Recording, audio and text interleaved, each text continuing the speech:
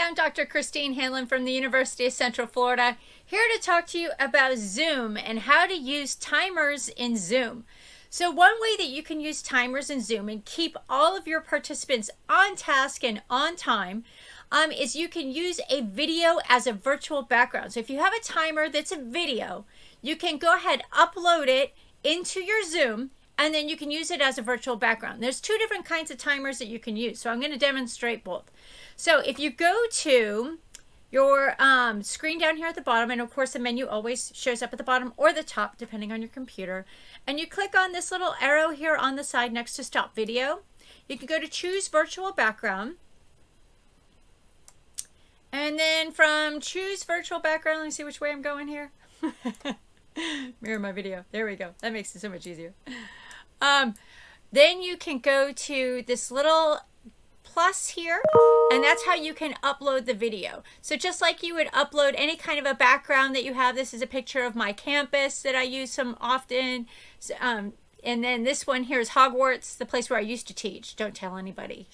But then you can also upload all different types of graphics or videos. And so these ones here are large videos, and these ones here where you can see the number very large, that's going to show up really big on my screen, and that's going to take up the entire screen. So I'll show you one of those first.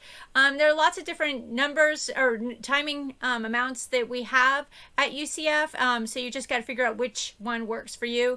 I'm going to go ahead, I'm going to use this 7-minute timer as a demo. So if I click on that, you can see my background has changed to a virtual background, and it has the timer behind it.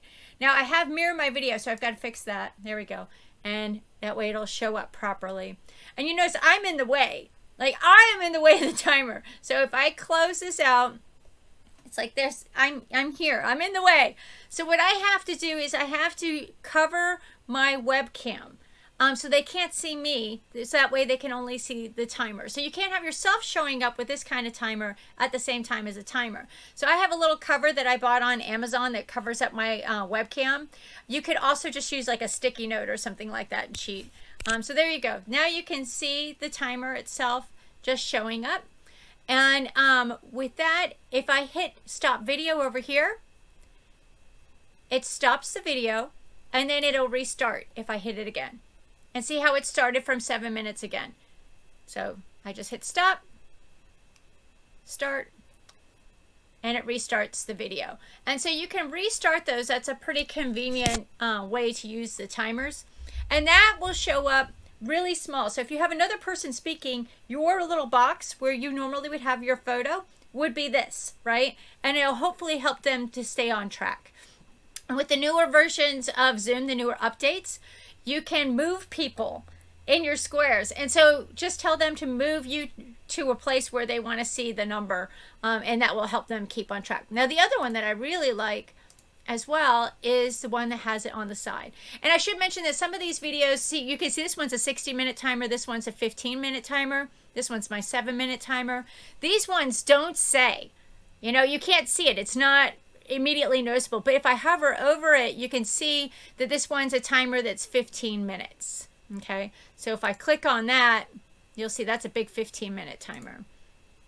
That one's a big 5-minute timer. This one's a 1-minute timer. Those ones are a little bit different, a little bit more obnoxious than the other timers are. Now this one here is a 1-minute timer, and it is in the corner, and those ones are very nice for a number of reasons. So I'm going to go ahead and close it there. If you need to start it and stop it, you just hit stop video and start video again, and it starts again. But this one, you can see it's, whoops, I forgot to mirror my video. It's above me, and so I can see it on my screen, and the audience can see it as well. I used this one for a conference last week, and people were like, what? How did you do that? Like, that's really cool.